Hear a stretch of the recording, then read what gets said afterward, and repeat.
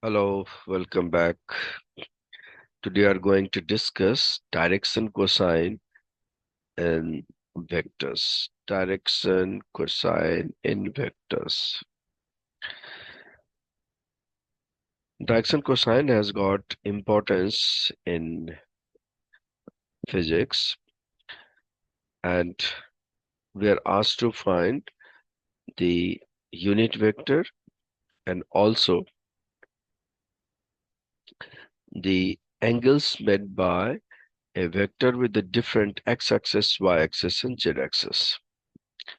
Like example में we can just understand कि suppose we are given x-axis, y-axis and z-axis और कोई another vector है which is being represented by something like suppose this way here, some vector this way. So this is vector A or we can mark it as OP, vector A. और यहाँ पर directions देख सकते हैं कि जो हमारा एक्स वाई जेड है इसको कहीं से भी हम मार्क कर सकते हैं. Like here, we can mark this is x-axis, y-axis and z-axis. तो ये vector OP which is equal to A ये डिफरेंट के एक्सिस के साथ कुछ वैल्यूज बनाएगा. Let's imagine with the x-axis ये फॉर्म करने जा रहा है something like अल्फा. इस y के साथ कुछ बीटा फॉर्म करने जा रहा है और z के साथ गामा. सो यही जो एंगल्स फॉर्म करने जा रहे हैं विद डिफरेंट एक्सिस वही हमारा है डायरेक्शन कॉस कोसाइन. जिसके साथ एंगल बन रहा है we know that is cos. So x y z के साथ ये वेक्टर फॉर्म करने जा रहा है alpha beta gamma. So cos alpha cos beta and cos gamma will be the direction cosines. अब देखते हैं कि इस एग्जांपल में हम कैसे फाइंड कर सकते हैं.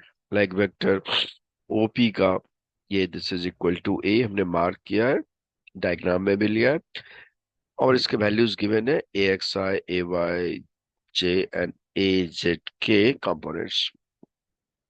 सो इसको मार्क कर दिया by this A x I plus A Y J plus A Z K. So you know एक this is unit vector in the direction of the vector A. Unit vector कैसे निकालते हैं? Vector A divided by this mod और ये value put करने से ये पूरा का पूरा this is coming as a x I plus A y z plus A Z k. और मॉड में ऑलरेडी वी नो मॉड निकालने के लिए क्या आ जाएगा. This is root under a x square plus A Y square plus A Z square. ये इसका मॉड है. और इसको इस एक्सप्रेशन को सिंपली फिर से हम थोड़ा सा और एक्सपेंड करें तो ये यूनिट वेक्टर हमें देखो इस फॉर्म में आ जाता है.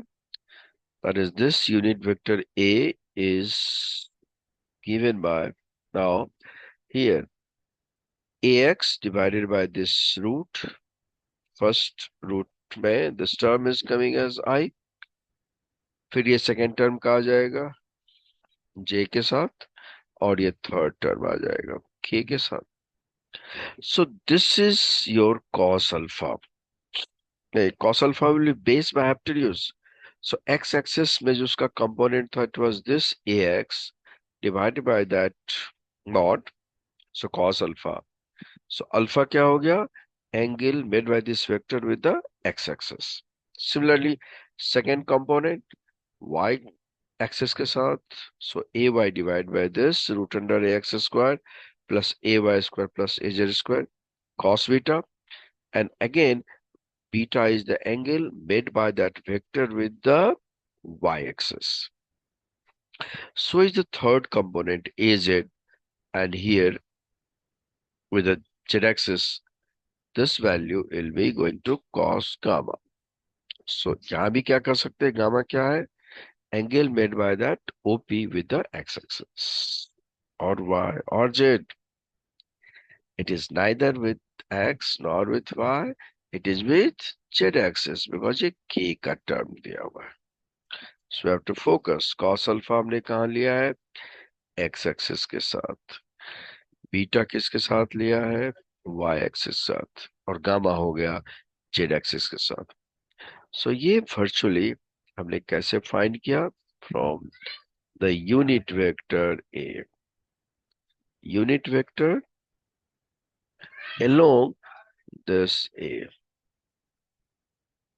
जिससे cos अल्फा cos बीटा और cos गामा का वैल्यू मिल चुका है। अब देखते हैं इंपॉर्टेंट कि अगर हम हियर इस cos अल्फा को मार्क कर दें बाय एक टर्म, मान लेते हैं l गिवन रहेगा। So this is your cos alpha is l, फिर सेकेंड cos बीटा है m, इसको नाम दे दिया, और cos गामा को n कर दिया। तो क्या बता सकते हैं कि इस सब का स्क्वायर का एडअप कितना मिलने जा रहा है, how much, l square plus m square plus n square. Directly अगर इसको हम सेव कर, यस, आंसर्स आ गया है।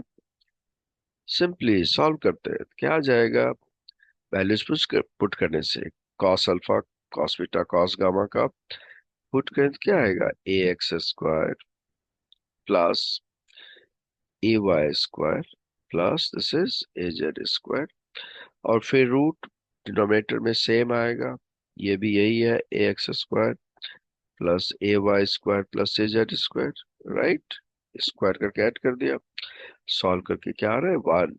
So you remember this is one important result.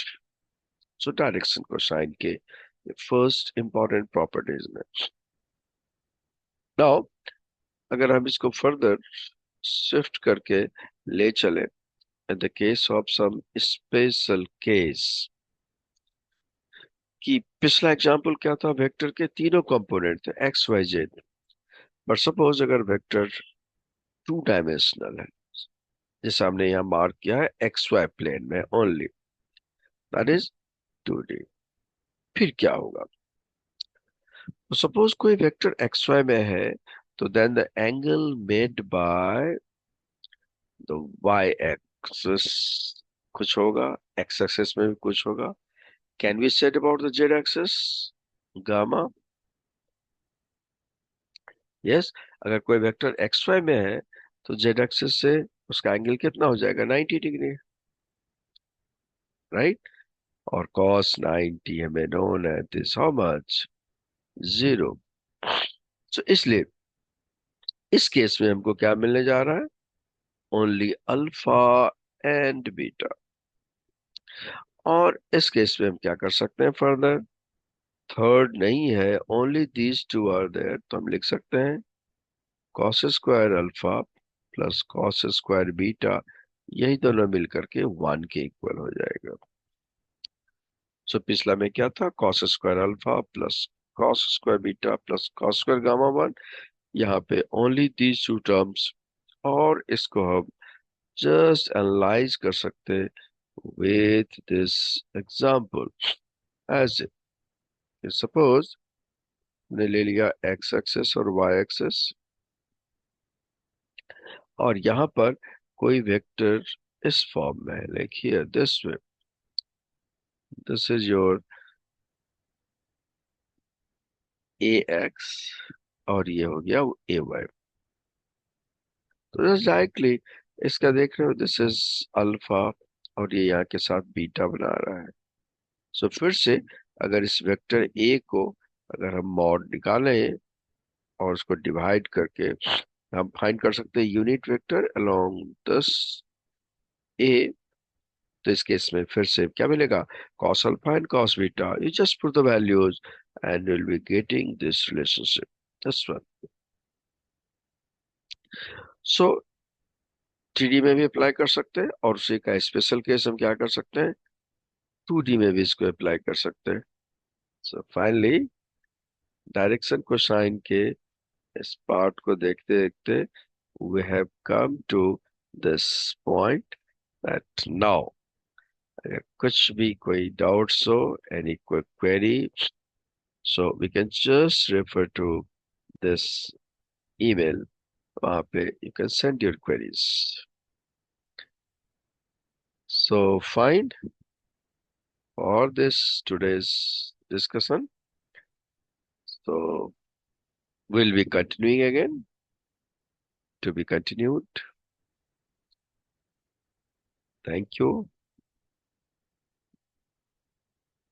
Bye.